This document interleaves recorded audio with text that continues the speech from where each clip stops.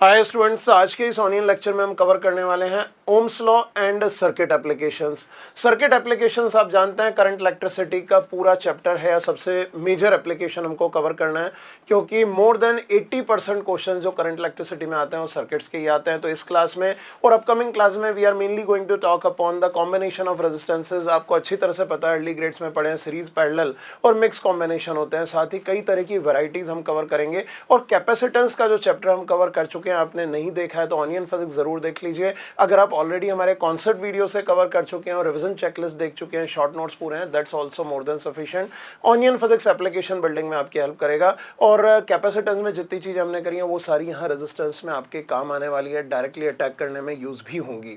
और my dear students, हमारे नए व्यूअर्स के लिए मैं ये बता देता हूँ, onion physics situation based learning है, जहाँ पे हम ट्रेडिशनल मेथड यानी थ्योरी, एग्जाम्पल, प्रैक्टिस से फिजिक्स की स्टडी नहीं करते, डायरेक्ट सिचुएशंस को एनालाइज करते हैं और सिचुएशन से क्वेश्चंस पे, कॉन्सेप्ट्स के अटैक की एप्लीकेशन स्टडी करते हैं। आज के इस लेक्चर में पहले मैं रिकैप ले लेता हूं और क्विकली हम अगली क्लासेस के फाउंडेशन को बिल्ड करना शुरू करते हैं, which is mainly circuit analysis, initially using resistances and batteries, और उसके बाद सर्टेनली आरसी सर्किट, जिसका काफी स्टूडेंट्स वेट कर रहे हैं, बहुत जल्दी उन एप्लीकेशंस पे भी आते हैं। And this section itself carry a lot of weightage in any competitive exam you are preparing for, whether JEE or NEET or even at Olympiad level. This forms the foundation basis of upcoming topics of magnetism. आइए बात करते हैं recap की। जो सबसे पहले हमने start किया था लास्ट लेक्चर में, हमने करंट कन्वेक्शन या कन्वेक्शन करंट के बारे में बात किया था, यानी current due to physical flow of charges, that is called convection current. एक लिक्विड में आयंस के फ्लो से करंट फ्लो होती है, उसी को हमने एनालॉगसली बात करी। एक कंडक्टर के अंदर जो फ्री इलेक्ट्रॉन्स फ्लो होते हैं उसका कंडक्टिंग फ्लूइड माना जा सकता है, फ्लो ऑफ इलेक्ट्रॉन्स। उस कंडक्शन में करंट डेंसिटी और इलेक्ट्रॉन की ड्रिफ्ट की बात की, जिसमें ड्रिफ्ट स्पीड अटेन होती है। Theoretically we are referring physics galaxy volume 3A book, तो आप अगर यूज़ नहीं कर रहे हैं तो जस्ट गेट दिस बुक, क्योंकि आपकी पूरी की पूरी अंडरस्टैंडिंग जो आप हमारी ऑनियन फिजिक्स से पढ़ेंगे या कॉन्सेप्ट वीडियो से या चेकलिस्ट से कवर करेंगे, इन चीज़ों को ज़बरदस्त लेवल पे विजुलाइज करने में ये बुक सीरीज़ बहुत हेल्प करेगी। ये इसी तरह से डिज़ाइन की गई है कि आप बुक को पढ़ते हुए चीज़ों को विजुलाइज कर सकते हैं। And immediately join our Telegram at t.me/physicgalaxyworld, because lot of resources are being regularly posted on this channel along with the theory brain teasers, जो आपके दिमाग को इवॉल्व करने में फिजिक्स के अंदर for every competition are going to help you a lot. So after this section, last class में हमने कवर किया था Ohm's law and its experimental verification, जहां से हम अब अपना फर्दर जो ये लेक्चर है स्टार्ट करेंगे ओम्स लॉ के सर्किट एप्लीकेशंस के साथ। सो ओम्स लॉ के बारे में दो चीज़ें आपको दिमाग में बिठाना जरूरी है। सबसे पहली चीज़, we talk upon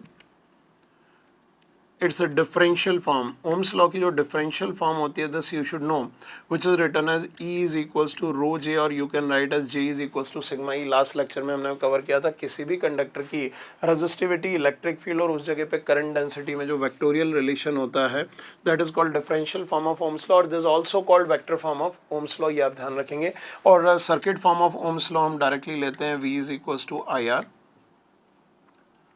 this circuital form of Ohm's law, दोनों चीज़ें आप दिमाग में बैठा के रखेंगे और इन्हीं चीज़ों को यूज़ करके हम कई तरह के केसेस डिस्कस कर सकते हैं। Like for example, if we are having a single resistance R, this is the symbol by which we denote a resistance, if it is connected across a battery of voltage E, then a current flows from high potential side to low potential side। I current flow होगा, और for this resistance अगर इसके across terminals A और B हैं, तो A से B पे जाते हुए हम ये कह सकते हैं पोटेंशियल हमेशा कम हो रहा है, क्योंकि current always flow from high potential to low potential. हर वर्ड जो मैं इस लेक्चर में बोल रहा हूँ या ऑनलाइन फिजिक्स के किसी भी लेक्चर में बोल रहा हूँ, दैट इज एक्सट्रीमली यूजफुल। आपको जब लगे वीडियो को पॉज करके सारी चीज़ें शॉर्ट नोट्स फॉर्म में नोट डाउन करते रहें, आप देखिए चीज़ें स्ट्रेंथ फॉर्म में डेवलप होती जाएंगी। So VA is the potential at A, और माइनस बी की तरफ जा रहे हैं तो minus VB is return as I into R। So the potential difference, और this also called as potential drop across a resistor. So एक resistor जिसकी रेजिस्टेंस वैल्यू R है, which is measured in ohms, आप already previous class में पढ़ चुके हैं। तो पोटेंशियल ड्रॉप होता है, करंट अगर इसमें से पास होती है तो जो एनर्जी है वो हीट की फॉर्म में इसमें से रिलीज हो जाती है, तो system potential energy of charges decreases. So you know well कि when we talk about potential, तो पोटेंशियल एक तरह की पोटेंशियल एनर्जी होती है पर यूनिट चार्ज, तो पोटेंशियल एनर्जी डिक्रीज होती है। कितनी डिक्रीज होती है? It is given by IR, and volt की यूनिट का मीनिंग भी जूल पर कूलम ही है, ये भी आप ध्यान रखेंगे। सो कभी भी आप एनर्जी को पोटेंशियल से या करंट इलेक्ट्रिसिटी से आइसोलेट मत करिएगा। बहुत स्टूडेंट्स ये गलती करते हैं कि जब करंट इलेक्ट्रिसिटी पढ़ते हैं they forget about the energy, potential energy, any other form, और जब हीटिंग इफेक्ट ऑफ करंट आता है तो उसको रिलेट करने की कोशिश करते हैं। आई सजेस्ट आप शुरू से इलेक्ट्रोस्टैटिक के चैप्टर के बेस को करंट इलेक्ट्रिसिटी से रिलेट करते हुए चलें। आइए आगे बढ़ते हैं। अब इसी रेजिस्टेंस में जब करंट फ्लो हो रही है और हमने एक पोटेंशियल डिफरेंस रिलेशन डेवलप किया है तो इस तरह से किस किस तरह के सर्किट्स बन सकते हैं, कॉम्बिनेशंस के बारे में बात करेंगे। फौजी क्लियर करें। थैंक यू फौजी। स्टूडेंट्स, अब हम जब सर्किट्स की बात करते हैं तो ओम्स लॉ में हमने अभी एक बेसिक फॉर्मूला डिस्कस किया कि एक रेजिस्टेंस के अक्रॉस जो पोटेंशियल डिफरेंस होता है that is given as IR। ये बात आप अपने अर्ली ग्रेड्स में पढ़ चुके हैं। एक और चीज पुरानी ग्रेड्स की मैं रिकलेक्ट करवाता हूं आपको, which you already studied as a resistance combination. दो तरह के रेजिस्टेंस कॉम्बिनेशन होते हैं, सीरीज कॉम्बिनेशन और पैरेलल कॉम्बिनेशन। जब हम सीरीज और पैरेलल की बात करते हैं तो मीनिंग तो आपने कैपेसिटेंस में भी समझ ही रखा है कि जब रेजिस्टेंसेज एक के आगे एक कनेक्ट होते हैं उसको सीरीज कहते हैं, और जब सारे रेजिस्टेंसेज के एक टर्मिनल एक साइड और दूसरे टर्मिनल आपस में कनेक्ट होते हैं this called as parallel combination.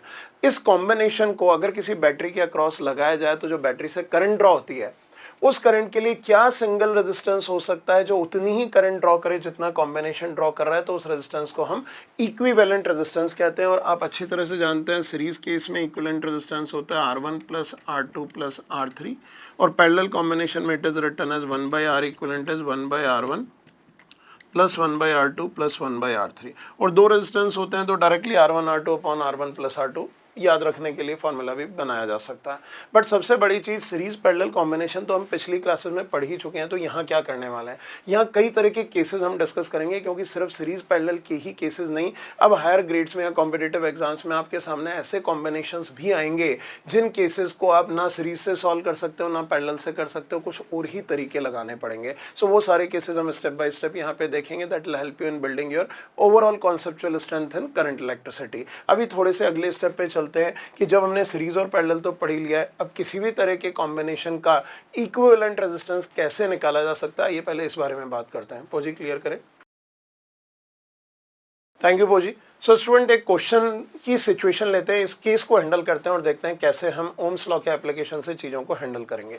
एक बिल्कुल बेसिक ग्रेड का क्वेश्चन है, 4 ohm resistance is connected in series with a parallel combination of 3 and 6 ohm connected across a battery of 30 volt. I know very simple question, लेकिन my dear students I strongly suggest आप बहुत ध्यान से इसको समझिएगा, जल्दबाजी नहीं करें, और जो मैं समझा रहा हूँ उसको समझें, इस वीडियो को फॉरवर्ड मत कर दीजिएगा, क्योंकि what I am going to tell you is an eye opener for many students.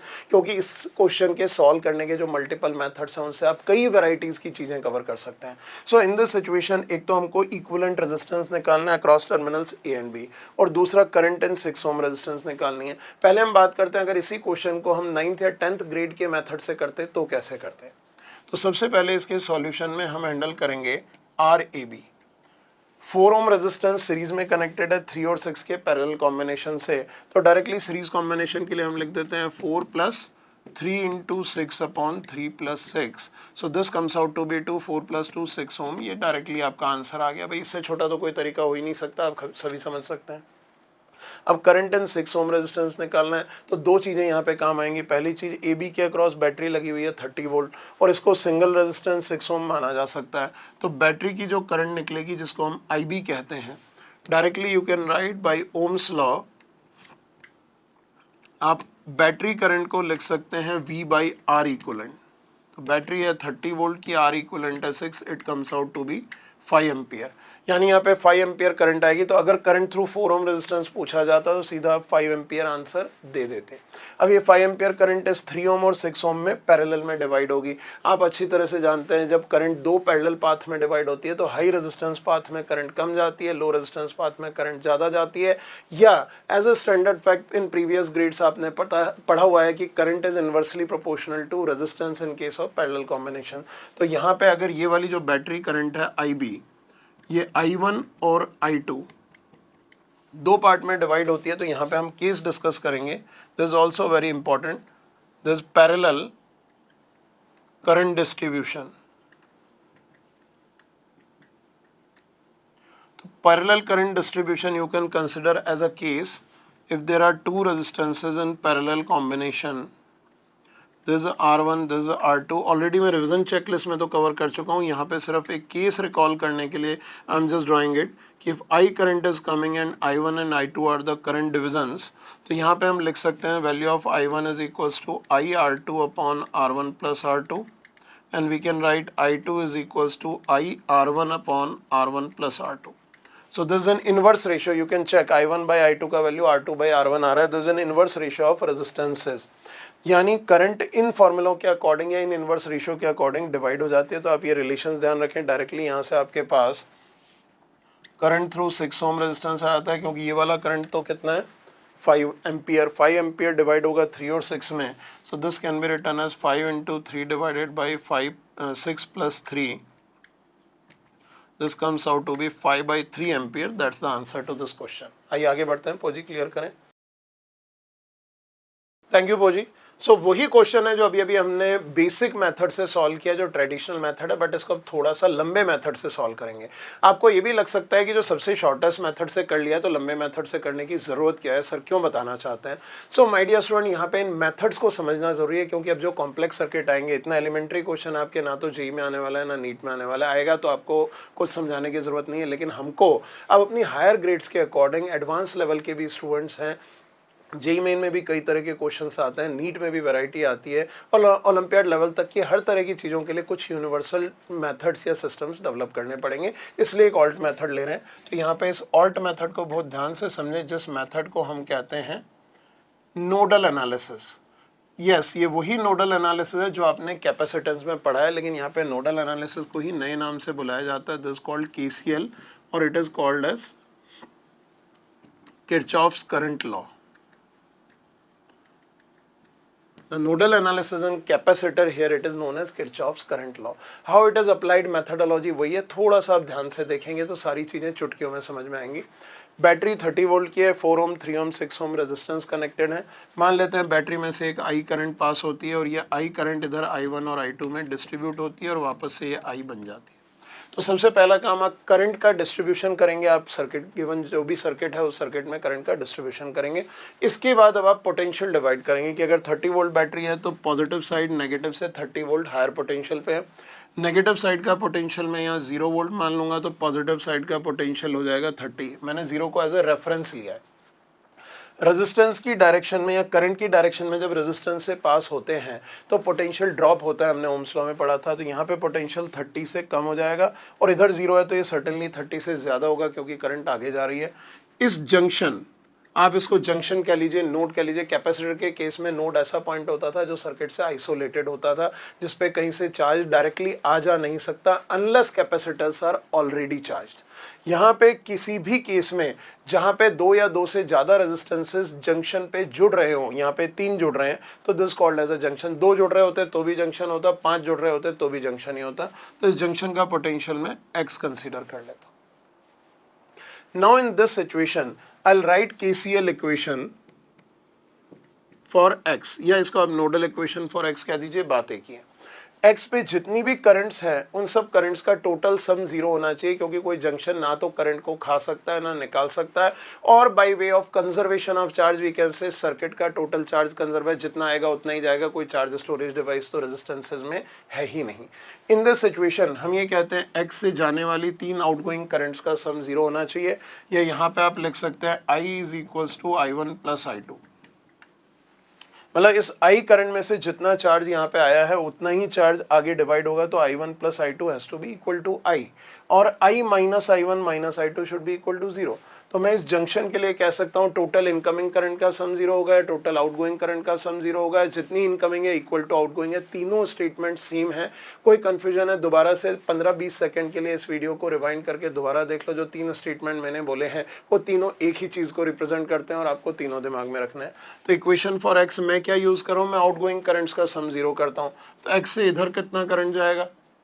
Ohm's law से करंट होता है potential difference upon resistance. Potential x इधर 0 तो x minus 0 divided by 3. So it has to be x by 3 plus इधर कितना current जाएगा x minus 0 by 6. This is x by 6. Ohm's law I am applying potential difference upon resistance is current.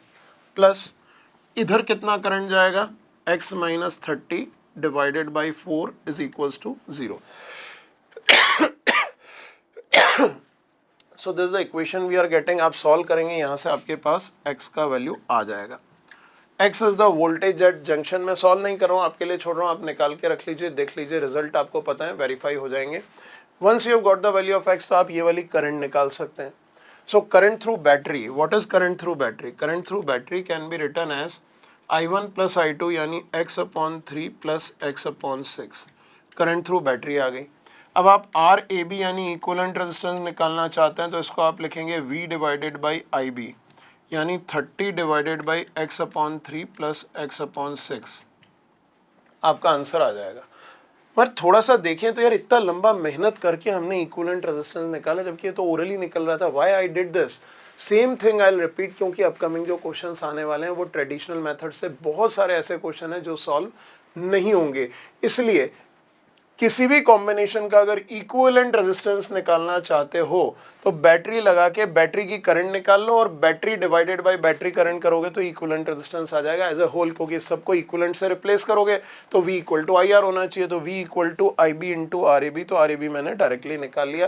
This very important, मैं solve नहीं कर रहा हूँ but आपके लिए छोड़ रहा हूँ कि आप इसको ज़रूर सॉल्व करें। सिंपल सा LCM लेके x निकल जाएगा, x का वैल्यू यहाँ डाल के R निकलेगा, वेरीफाई करो आंसर सेम आ रहा है। अब नेक्स्ट पार्ट था, क्वेश्चन में सॉल्व करना था current through 6 ohm resistance. 6 ohm के इधर पोटेंशियल x है, इधर 0 है, तो directly it can be written as x/6। ये भी आंसर आपका मैच करेगा जो अभी हमने पीछे स्क्रीन पे निकाला है। तो आई स्ट्रांगली सजेस्ट एंड इंसिस्ट सारे स्टूडेंट इसको हैंडल करिएगा और कॉन्फिडेंटली रिजल्ट को मैच करें। अभी धीरे धीरे आपको समझ में आएगा कि इनकी इंपॉर्टेंस क्या है। आइए आगे बढ़ते हैं, पोजी क्लियर करें।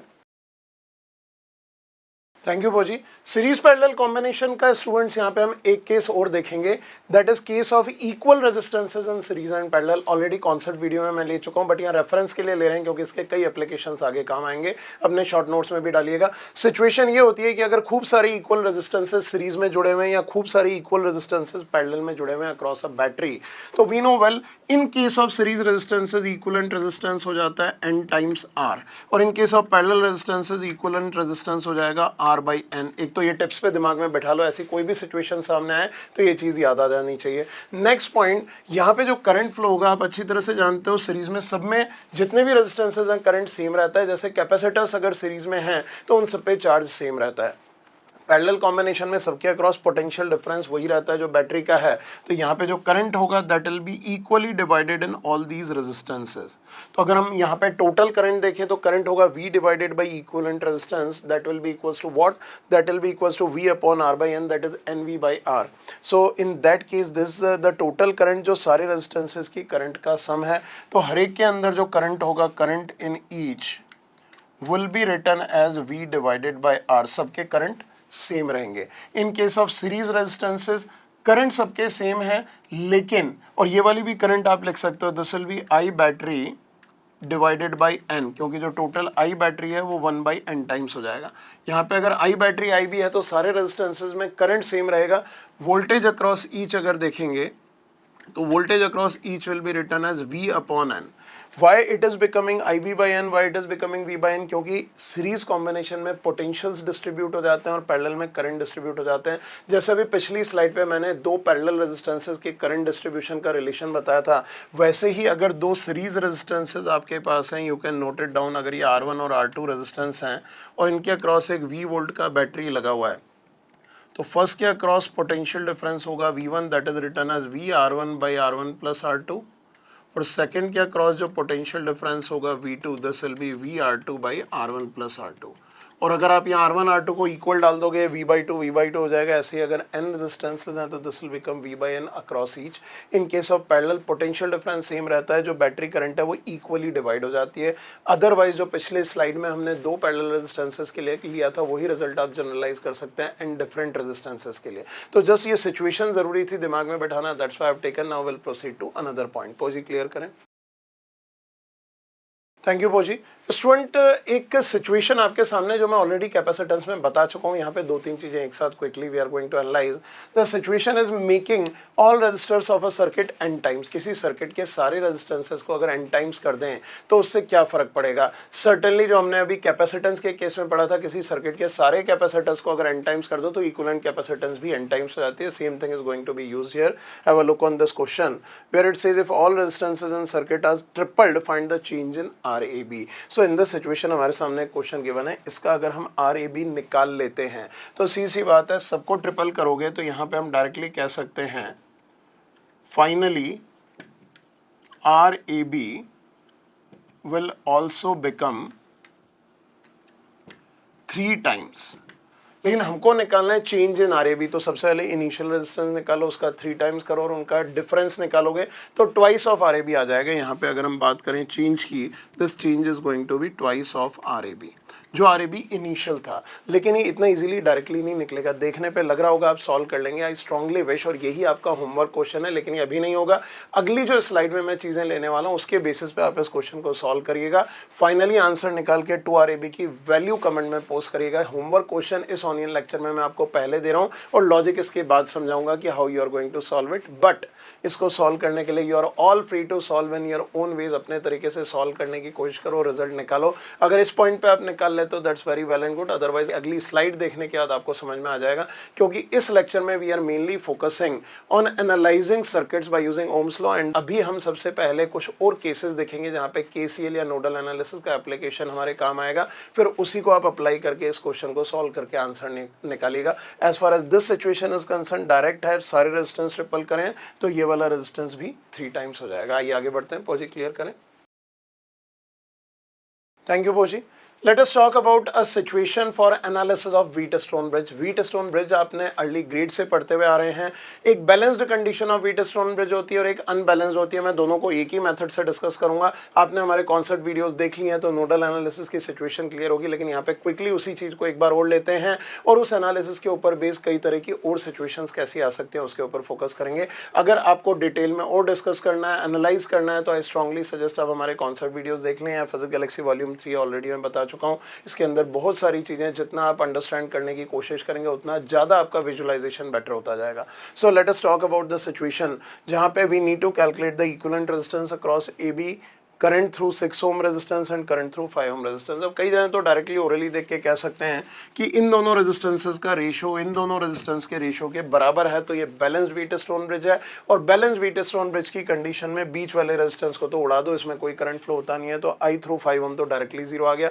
ये अगर हट जाएगा तो ये दोनों सीरीज में है, ये दोनों सीरीज में है, ये इसके पैरेलल में है, and then we can solve it. बड़े आराम से आप कर सकते हैं, इसमें कोई प्रॉब्लम नहीं है। But still I want you to understand the analysis by using nodal और नोडल एनालिसिस और Kirchhoff's current law analysis. Have a look. अगर 100 वोल्ट की बैटरी दी गई है तो यहाँ पे पोटेंशियल हम 0 लेंगे, यहाँ पे पोटेंशियल हम 100 लेंगे। ये एक जंक्शन है, यहाँ का पोटेंशियल आप x लेंगे, यहाँ का पोटेंशियल आप y लेंगे। Now in the situation x और y दो जंक्शन से अगर xy की वैल्यू निकल जाती है, हम डायरेक्टली इक्विवेलेंट रेजिस्टेंस को लिख सकते हैं battery voltage divided by current through battery, और करंट थ्रू बैटरी होगा इन दोनों करंट्स का sum which can be written as x/8 plus y/6, y/6। तो x और y की वैल्यू डालते ही अपने पास इक्विवेलेंट रेजिस्टेंस आ जाएगा। सीरीज पैरेलल लगाने की जरूरत ही नहीं, आप करके देख लीजिएगा, that will be helpful. So here in this situation अगर मैं लिखता हूँ KCL इक्वेशन फॉर x, तो x की इक्वेशन बनेगी x - 0/8 plus x - y/5 plus x minus 100/4 equal to 0. Similarly, if we write KCL equation for y, here this gives us y/6 plus y minus x/5 plus y minus 100 divided by 3 equal to 0. आप जब इन दोनों equations को solve करेंगे तो इन दोनों से निकल के आएगा x इक्वल्स टू y और इक्वल टू एक वैल्यू निकलेगी। ये क्यों आएगा x इक्वल टू वाई? क्योंकि यहाँ पे इन दोनों रेजिस्टेंस और इन दोनों रेजिस्टेंस का रेशियो सेम है। यही बैलेंस्ड व्हीटस्टोन ब्रिज की कंडीशन का डेरिवेशन है कि अगर मैं यहाँ R1 या R2 या R3 या R4 ले लेता और इस इक्वेशन में variables R1 R2 R3 R4 लेके x इक्वल टू वाई कर देता तो रिजल्ट निकल के आता R1/R2 इक्वल टू R3/R4, यानी x और y पोटेंशियल सेम तभी होंगे जब इन दोनों और उन दोनों रेजिस्टेंसेस का रेशियो, इनपुट और आउटपुट रेजिस्टेंसेस का रेशियो सेम होगा। That is the derivation variation of condition of Wheatstone bridge. और अगर ये बराबर हैं तो इन दैट केस अब 5 ओम में करंट फ्लो नहीं होगा, बिकॉज इसके दोनों तरफ पोटेंशियल सेम है, तो 5 ओम को हटाया जा सकता है। लेकिन अब अगर हम यहाँ तक आ चुके हैं तो हटाने की जरूरत ही नहीं है, एक्स वाई की वैल्यू यहाँ डालो, आपके पास इक्विवेलेंट रेजिस्टेंस आ जाएगा। आई स्ट्रांगली विश इसको सॉल्व करके निकाल के फाइनली रिजल्ट जरूर वेरीफाई करना, बहुत इंपॉर्टेंट है। दूसरी सबसे बड़ी चीज, जो पिछला क्वेश्चन मैंने आपको दिया था होमवर्क करने के लिए, वो ऑलमोस्ट इसी से मिलता जुलता है, लेकिन वो बैलेंस्ड व्हीटस्टोन ब्रिज नहीं है। That is a condition of unbalanced Wheatstone bridge, जिसमें एक्स और वाई बराबर नहीं आते। और अगर एक्स और वाई बराबर नहीं आएंगे तो जो भी एक्स वाई की वैल्यू आएगी वो यहाँ पे डाल दोगे, आपके पास इक्विवेलेंट रेजिस्टेंस निकल जाएगा। तो इसको पूरा सॉल्व करके देखना, you are going to get the final result. तो यहाँ पे बहुत ज़्यादा चीज़ों में वेरिएशन की गुंजाइश नहीं है, बहुत fundamentally you can easily handle all such things. अब अगर करंट थ्रू 6 ओम निकालना है तो y तो निकल ही चुका है, you can write y minus 0/6 is the current through 6 ohm resistance. तो very easily, very comfortably you can easily manage it out, you don't need to worry about it. एक और आपको होमवर्क दे रहा हूँ जो आपको पीजी बुक से खुद ही पढ़ना है, that is temperature variation of resistance. जो यहाँ पे किसी सिचुएशन की फॉर्म में, उस एलिमेंट्री चीज़ को मैं नहीं ले रहा हूँ, आप चाहें तो उसका लिंक पिन कमेंट में है, वहाँ से आप पढ़ सकते हैं। कॉन्सेप्ट वीडियो की फॉर्म में है और आपके पास ऑलरेडी रिविजन चेकलिस्ट वीडियोज़ हैं, यू कैन गो थ्रू कि अगर टेम्परेचर वेरी करते हैं तो रेजिस्टेंस किस तरह से वेरी करता है। आई स्ट्रांगली सजेस्ट आप पीजी बुक में से करिए, चीज़ें आपको बहुत बेटर लेवल पे अंडरस्टैंड होंगी। इलस्ट्रेशंस फॉलो कीजिए, तो न्यूमेरिकल्स भी जो टेम्परेचर कोएफिशिएंट ऑफ रेजिस्टेंसेस के हैं, that will help you to understand the base things. और एक्सप्रेशन थर्मल एक्सपेंशन जैसे हैं उसमें कोई भी प्रॉब्लम नहीं आएगी, तो आई डोंट थिंक सो उस एक सिचुएशन को यहाँ लेने की ज़रूरत है। उस पर बेस कुछ केसेस बनते हैं, वो केसेस हम ज़रूर यहाँ पे ले रहे हैं, and then will conclude this lecture. Just take it up with the next slide. पोजी क्लियर करें। Thank you, Poji. So last point for today's lecture will be talking about effect of temperature variation on equivalent resistances. सबसे पहले एक case देखते हैं, जब एक single resistance R है और इसका टेम्परेचर वेरिएशन कोएफिशिएंट अल्फा है, तो इस अल्फा का सिग्निफिकेंस ये है, R at temperature T can be written as R at temperature 0 degree centigrade into 1 plus alpha T। और alpha delta T can be written if it is taken in kelvin, और 0 degree से T degree तक temperature variation जितना भी है that can be taken using this. ये relation में alpha जो है गिवन टेम्परेचर रेंज के लिए होल्ड करता है, ये आप ध्यान रखिएगा, जो मैंने पिछले लेक्चर की बिगनिंग में बताया था।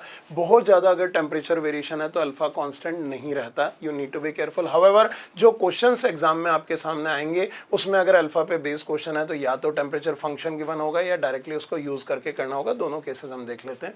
सेकेंड केस हम लेते हैं, सीरीज कॉम्बिनेशन है दो रेजिस्टेंसेस का, उनका temperature coefficient of expression, temperature coefficient यहाँ पे दिया हुआ है अल्फा 1 और अल्फा 2, और पैरेलल कॉम्बिनेशन भी R1 R2 का है, जिनके टेम्परेचर कोएफिशिएंट ऑफ रेजिस्टेंस यहाँ पे अल्फा 1 और अल्फा 2 गिवन है। सो इन दिस सिचुएशन हमसे पूछा गया है, एक क्वेश्चन हमसे पूछा गया है, फाइंड द इक्विवेलेंट अल्फा और alpha EQ for series combination of R1 and R2, or for series and parallel combination of R1 and R2। इन दो केसेस में हमको पता है R1 R2 के सीरीज कॉम्बिनेशन का रेजिस्टेंस होगा R1 प्लस R2, तो जो सिंगल रेजिस्टेंस होगा जिसका equivalent resistance R1 plus R2 है, उसका इक्विवेलेंट अल्फा कितना होना चाहिए अगर वो एक सिंगल मेटल का बना है। Same is valid for second case. तो यहाँ पे हम देख सकते हैं, we can write R equivalent is equals to R1 plus R2। तो here you can write R equivalent into 1 plus alpha equivalent into delta T। अगर टेम्परेचर को डेल्टा T बढ़ाया गया है तो this should be equals to R1 into 1 plus alpha 1 delta T plus R2 multiplied by 1 plus alpha 2 delta T।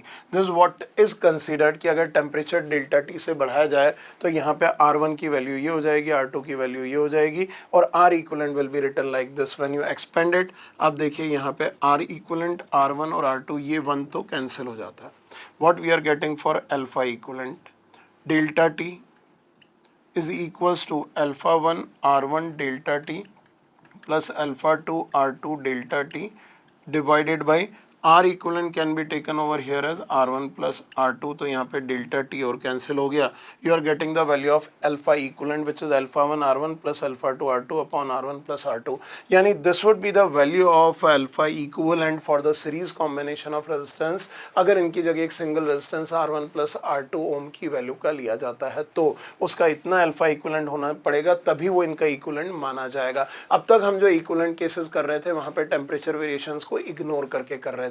तो अगर temperature variations को account किया जाए तो इतना डायरेक्टली आप हैंडल इक्वलेंट नहीं कर सकते. Similarly I would suggest this is your homework to calculate alpha equivalent for this parallel combination. इसके लिए इसका सिंगल इक्वलेंट रेजिस्टेंस तो हो जाएगा R1 R2 by R1 plus R2. उसका अल्फा इक्वलेंट क्या होगा ये आप निकालिए और कमेंट सेक्शन में पोस्ट कीजिए. तो इस लेक्चर में मैंने दो होमवर्क दे दिए, एक तो पैरेलल का अल्फा इक्वलेंट निकालना और एक अभी हमने पीछे एक सर्किट दिया था जिसका RAB निकालना है. फिर उसका 3 टाइम्स हो जाएगा और चेंज होगा वो होगा 2RAB. तो वो निकाल के कमेंट में डालिए और डिस्कशन कीजिए. Lot of things are there to learn from this lecture. यहाँ पे will conclude it and will proceed further with more different circuit situations in onion physics upcoming lecture of current electricity. Stay tuned. अभी तक join नहीं किया है तो हमारा Telegram join कर लो at t.me/physicalxcworld और सब चैनल को सब्सक्राइब करके रखो. Wish all the best.